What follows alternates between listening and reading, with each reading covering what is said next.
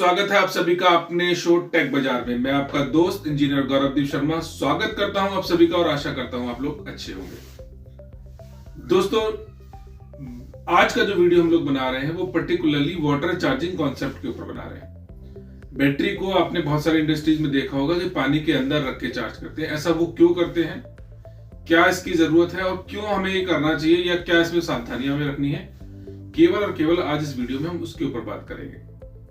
Video को शुरू करने से पहले मैं अपने उन सभी साथियों से एक छोटी सी रिक्वेस्ट करूंगा जो कि इस इंडस्ट्री में मुझसे पुराने हैं और उनके पास मेरे से बहुत ज्यादा नॉलेज है। तो प्लीज बैटरी स्कूल कॉन्सेप्ट से जुड़िए और अपनी इंफॉर्मेशन जो आप लोग के पास है इंडस्ट्री से रिलेटेड वो हम लोगों से शेयर कीजिए। इससे शायद आपका तो कोई फायदा ना हो पाए, बट हाँ, जो लोग अभी इस इंडस्ट्री में नए हैं वो सदियों तक आपको याद रखेंगे। तो ज्ञान देने से कम नहीं होता, मेरा मानना ये ऐसा है।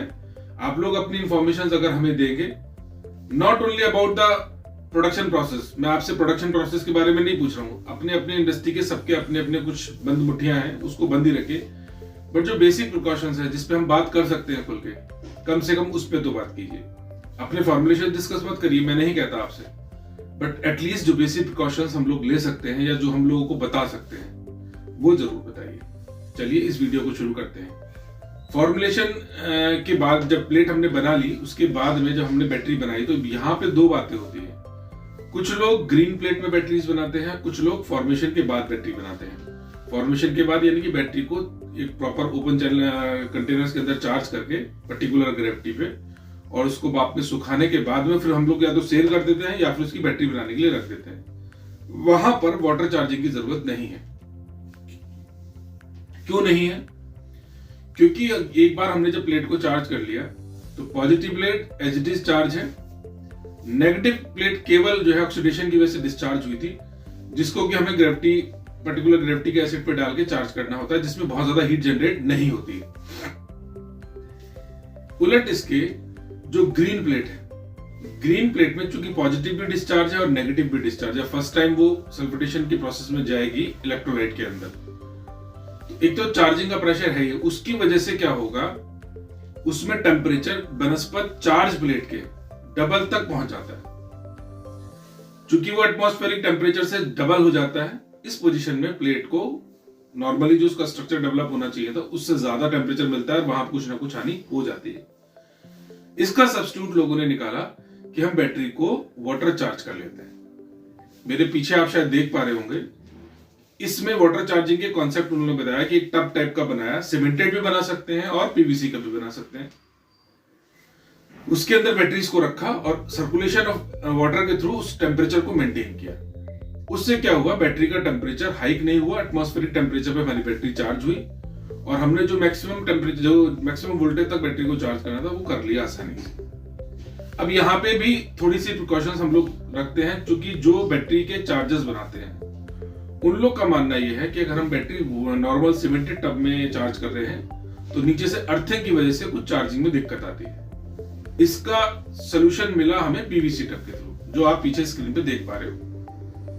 पीवीसी टब को पर्टिकुलर स्ट्रक्चर बना के रख दिया जाता है, उसके अंदर वाटर सर्कुलेशन होता है और वो नीचे से अर्थिंग नहीं हो पाती, जिस वजह से वो जो ड्रॉबैक था वो ड्रॉबैक भी यहाँ खत्म हो जाता है। तो दोस्तों, वाटर चार्जिंग क्यों करते हैं ये हमने समझा।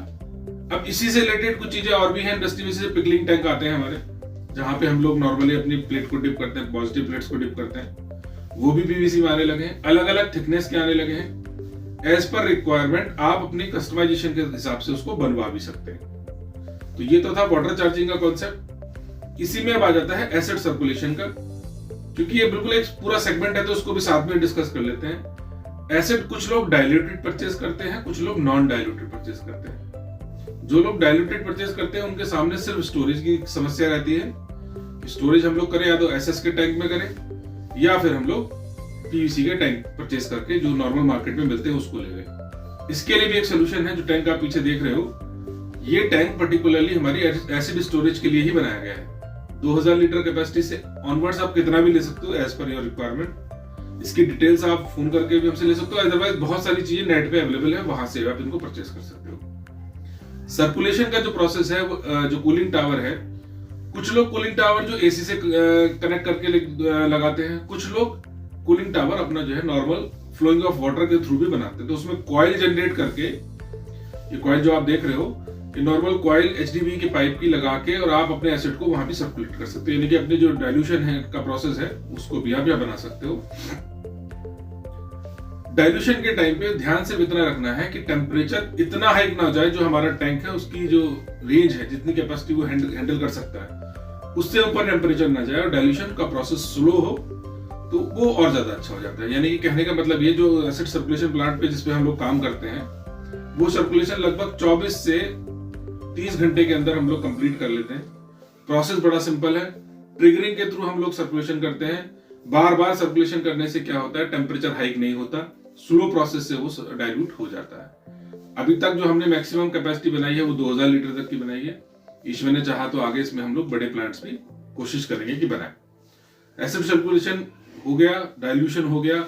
जब भी बैटरी में एसिड आप डाल रहे हो, एक बारी उसकी ग्रेविटी को मेंटेन करके, यानी कम से कम 2 बार आप ग्रेविटी चेक करिए, जो भी फिलिंग आप कर रहे हो, आइदर मशीन से कर रहे हो, आइदर मैनुअली कर रहे हो। ग्रेविटी को जरूर मेजर कीजिए 2 बारी, क्योंकि जो 30-30 फार्मूला सबसे पहली वीडियो अगर आपको ध्यान हो तो उसमें हमने कहा था कि किसी भी चीज की इंपॉर्टेंस को आप कम नहीं कर सकते। प्लेट बना रहे हो, प्लेट बनाते टाइम आपने बहुत अच्छी प्लेट बना ली, बैटरी असेंबलिंग के टाइम में गड़बड़ कर दी तो बेकार।